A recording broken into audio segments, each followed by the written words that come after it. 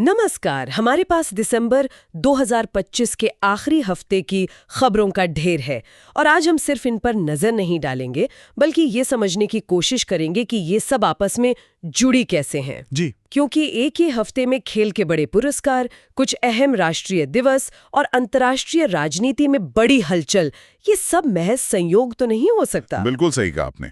ये एक तरह से आप कह सकते हैं किसी देश का साप्ताहिक रिपोर्ट कार्ड जैसा है। अच्छा। आप देख सकते हैं कि वो अपने अतीत को कैसे याद कर रहा है, अपने आज के हीरो को कैसे सराह रहा है और अपने भविष्य के लिए क्या दांव लगा रहा है। तो चलिए इसी नजरिए से इन खबरों की परतों को खोलते हैं। तो शुरुआत भविष्य से ही करते हैं। और भविष्य भी क्या, सिर्फ 14 साल का एक लड़का। हाँ, बिहार के वैभव सूर्यवंशी, जिन्हें प्रधानमंत्री राष्ट्रीय बाल पुरस्कार मिला है। इनके रिकॉर्ड्स देखकर तो सच में दिमाग चकरा जाता है। अरे बिल्कुल। लिस्ट ए क्रिकेट में सबसे कम उम्र में शतक और आईपीएल में सबसे कम उम्र में डेब्यू। और सिर्फ डेब्यू नहीं बल्कि डेब्यू के कुछ ही मैचों बाद 35 गेंदों में शतक जड़ दिया। अरे वाह। उन्होंने एबी डिविलियर्स जैसे दिग्गज का सबसे तेज 150 रन बनाने का रिकॉर्ड भी तोड़ा। ये कोई छोटी बात नहीं है। नहीं, बिल्कुल नहीं। यहाँ दिलचस्प बात यह है कि राष्ट्रीय बाल पुरस्कार सिर्फ क्रिकेट के लिए नहीं है। ये कला, विज्ञान, समाज सेवा जैसे कई क्षेत्रों में दिया जा रहा है। वैभव को चुनना दिखाता है कि देश अब प्रतिभा को बहुत छोटी उम्र में पहचानकर उसे राष्ट्रीय मंच देना चाहता है। लेकिन एक सवाल मन में आता है, क्या इतनी कम उम्र में इतना बड़ा सम्मान और शोहरत एक बच्चे पर बहुत ज्यादा दबाव नहीं डाल देती? हमने कई युवा प्रतिभाओं को इस दबाव में बिखरते देखा है। देखिए, ये एक बहुत जरूरी सवाल है और यहीं पर इस पुरस्कार का महत्व और बढ़ जाता है। वो कैसे? जब सरकार ऐसे किसी युवा को सम्मानित करती है तो ये सिर्फ उस बच्चे की उपलब्धि नहीं होती। ये एक संदेश होता है पूरे इकोसिस्टम को, कोच, परिवार, खेल संघों को, कि इस प्रतिभा को संभाल कर रखना है, इसे पोषित करना है। ये एक तरह की जिम्मेदारी भी है। सही है। और इसी हफ्ते खेल जगत के दूसरे छोर पर भी सम्मान दिया गया। भारतीय हॉकी टीम के उप कप्तान हार्दिक सिंह जी, उनको मेजर ध्यानचंद खेल रत्न के लिए नामांकित किया गया है। 2 बार के ओलंपिक पदक विजेता, अपने करियर के शिखर पर। और यही वो स्पेक्ट्रम है जिसकी मैं बात कर रहा था। एक तरफ 14 साल का वैभव जो भविष्य की उम्मीद है, और दूसरी तरफ हार्दिक सिंह जिन्होंने सालों की मेहनत और लगन से देश का नाम रोशन किया है। इन दोनों को एक ही हफ्ते में सम्मानित करना दिखाता है कि उत्कृष्टता को हर स्तर पर सराहा जा रहा है। और साथ ही 24 और एथलीटों को अर्जुन पुरस्कार के लिए भी नामांकित किया गया है। जी हाँ, जो इस सम्मान की पूरी श्रृंखला को पूरा करता है। खेल से हटकर देखें तो विज्ञान के क्षेत्र में भी यही पैटर्न दिखा। राष्ट्रीय विज्ञान पुरस्कार दिए गए और सबसे बड़ा सम्मान विज्ञान रत्न मरणोपरांत प्रोफेसर जयंत विष्णु नार्लिकर को मिला। हाँ, और ये बहुत बड़ी बात है। प्रोफेसर नार्लिकर का काम, जैसे कि हॉयल-नार्लिकर सिद्धांत, ब्रह्मांड की हमारी समझ को चुनौती देता है। अच्छा। मुझे याद है कॉलेज में उनकी किताब पढ़ते हुए दिमाग घूम जाता था। वो उन वैज्ञानिकों में से थे जो आपको ब्रह्मांड के बारे में बड़े सवाल पूछने पर मजबूर कर देते हैं। उन्हें मरणोपरांत ये सम्मान देना ये मजबूत करता है कि देश अपने उन विचारकों को नहीं भूलता जिन्होंने ज्ञान की सीमाओं को आगे बढ़ाया, भले ही उनका काम आम जनता की नजरों से दूर रहा हो। इसमें एक विज्ञान टीम पुरस्कार का भी जिक्र है जो CSIR अरोमा मिशन को मिला। ये अरोमा मिशन क्या है? ये एक शानदार प्रोजेक्ट है। आसान भाषा में कहें तो ये किसानों को पारंपरिक खेती से हटकर लैवेंडर, रोजमेरी जैसी सुगंधित फसलों की खेती के लिए प्रोत्साहित करता है। अच्छा, जिनसे तेल और परफ्यूम बनते हैं। बिल्कुल। इससे किसानों की आय कई गुना बढ़ जाती है। तो ये पुरस्कार किसी एक वैज्ञानिक को नहीं बल्कि उस पूरी टीम को गया जिसने विज्ञान को लैब से निकालकर सीधे खेत तक पहुंचाया और हजारों किसानों की जिंदगी बदली। वाह। ये दिखाता है कि अब फोकस सिर्फ सैद्धांतिक विज्ञान पर नहीं, जमीनी असर डालने वाले विज्ञान पर भी है। वाह, प्रतिभा, अनुभव और टीम वर्क तीनों को सम्मान मिला। हाँ। अब बात करते हैं कि देश अपने इतिहास और अपनी विरासत को कैसे याद कर रहा है। जी। इस हफ्ते कई अहम दिन मनाए गए, जैसे 25 दिसंबर को पूर्व प्रधानमंत्री अटल बिहारी वाजपेयी की जयंती पर सुशासन दिवस। 2014 से शुरू हुआ ये दिन सिर्फ एक नेता को याद करने की रस्म नहीं है। तो फिर क्या है? ये एक बहुत सोचा समझा कदम है। इसके जरिए एक नेता की विरासत को शासन के एक सिद्धांत से जोड़ दिया गया है। पारदर्शिता, जवाबदेही, नागरिक केंद्रित सरकार, इन सब से। बिल्कुल। जब भी यह दिन आता है तो सरकार और प्रशासन को पोखरण 2 जैसे साहसिक फैसले या स्वर्णिम चतुर्भुज जैसी विकास परियोजनाओं की याद दिलाई जाती है। ये मूल्यों को संस्थागत बनाने का एक तरीका है। और इसके ठीक अगले ही दिन 26 दिसंबर को वीर बाल दिवस मनाया गया। गुरु गोबिंद सिंह जी के साहिबजादों जोरावर सिंह जी और फतेह सिंह जी का बलिदान, ये कहानी तो रोंगटे खड़े कर देती है। बिल्कुल। 9 और 7 साल के 2 बच्चों का अपने धर्म और सिद्धांतों पर टिके रहने के लिए जिंदा दीवार में चिनवा दिए जाने का फैसला करना, ये साहस की पराकाष्ठा है। इस दिन को राष्ट्रीय स्तर पर मनाना उस असाधारण वीरता को आज की पीढ़ी से जोड़ने का एक प्रयास है। हमारे स्रोतों में इस बात का भी जिक्र है कि इसका नाम बदलकर साहिबजादे शहादत दिवस रखने पर भी चर्चा हो रही है। इस पर आपकी क्या राय है? ये चर्चा बहुत दिलचस्प है क्योंकि ये दिखाती है कि इतिहास को कैसे याद किया जाए। इस पर संवाद हमेशा चलता रहता है। अच्छा। वीरबाल शब्द बहादुरी पर जोर देता है, जबकि शहादत शब्द बलिदान के आध्यात्मिक और सैद्धांतिक महत्व पर ज्यादा जोर देता है। ये बहस दिखाती है कि समाज अपनी ऐतिहासिक घटनाओं को समय के साथ और गहरी समझ के साथ याद करना चाहता है। और इसी हफ्ते चौधरी चरण सिंह के सम्मान में राष्ट्रीय किसान दिवस और श्रीनिवास रामानुजन के लिए राष्ट्रीय गणित दिवस भी थे। हाँ, तो कुल मिलाके शासन, वीरता, कृषि और विज्ञान, ये राष्ट्र के 4 स्तंभ हैं, कह सकते हैं।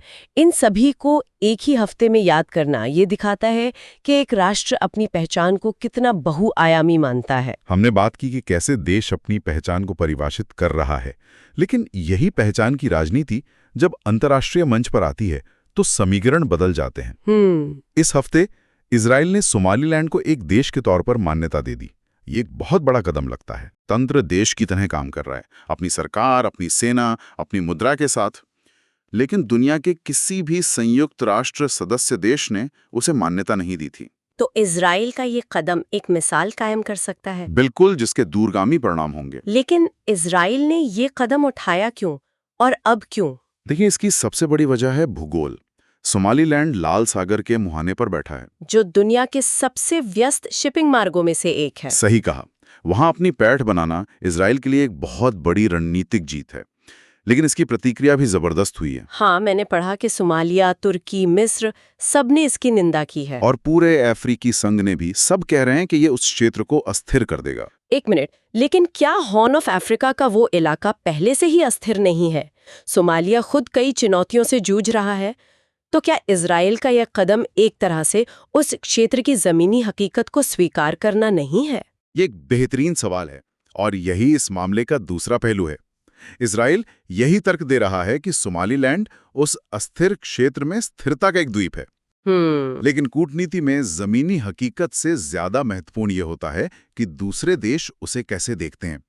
इस कदम से इजराइल ने कई अरब और अफ्रीकी देशों को नाराज कर दिया है।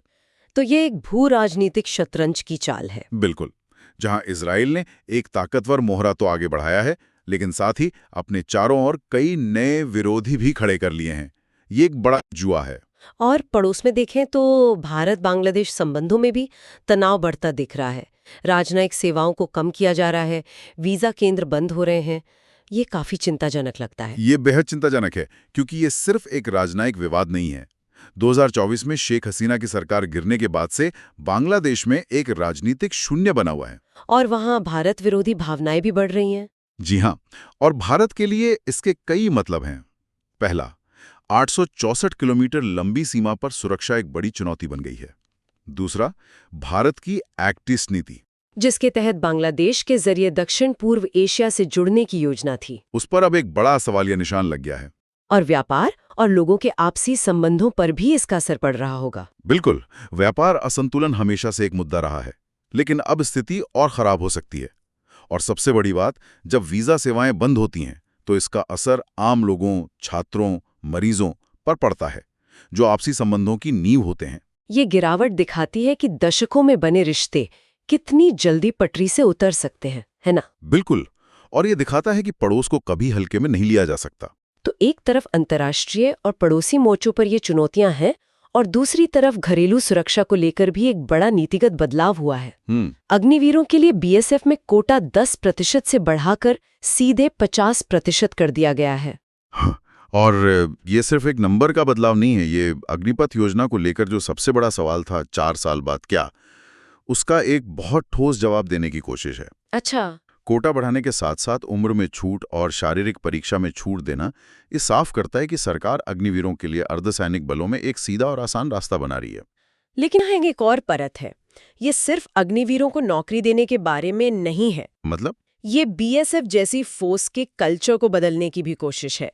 एक ऐसी फोर्स जिसमें सेना से प्रशिक्षित युवा और अनुशासित कैडर की एक बड़ी खेप आ रही है। इसके दूरगामी परिणाम हो सकते हैं। हाँ, कि बीएसएफ भविष्य में सीमा सुरक्षा को कैसे देखती है। क्या इससे बीएसएफ के अंदर किसी तरह का टकराव भी पैदा हो सकता है, जो लोग पारंपरिक तरीके से भर्ती हुए हैं और जो अग्निवीर कोटे से आ रहे हैं उनके बीच? ये एक वैध चिंता है और इसे संभालना बीएसएफ के नेतृत्व के लिए एक बड़ी चुनौती होगी। उन्हें ये सुनिश्चित करना होगा कि ये एकीकरण सुचारू रूप से हो। लेकिन सरकार का लक्ष्य साफ है। वे सेना के उच्च स्तरीय प्रशिक्षण का लाभ उठाकर अर्धसैनिक बलों की क्षमता को बढ़ाना चाहते हैं। यह अग्निपथ योजना को देश के समग्र सुरक्षा तंत्र का एक अभिन्न अंग बनाने की दिशा में एक बहुत बड़ा कदम है।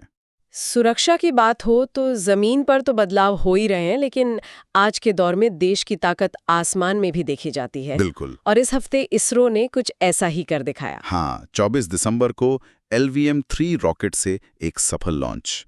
लेकिन यह कोई रूटीन लॉन्च नहीं था। एक मिनट, मैंने पढ़ा कि यह एक अमेरिकी कंपनी AST स्पेस मोबाइल के लिए था। जी। और ये अब तक का सबसे बड़ा वाणिज्यिक संचार उपग्रह है जिसे लो अर्थ ऑर्बिट में तैनात किया गया। सही। भारत अमेरिकी कंपनी के लिए इतना बड़ा सैटेलाइट लॉन्च कर रहा है, ये तो बड़ी बात है। कुछ साल पहले तक तो ऐसा सोचा भी नहीं जा सकता था। बिल्कुल, यही इस मिशन की सबसे खास बात है।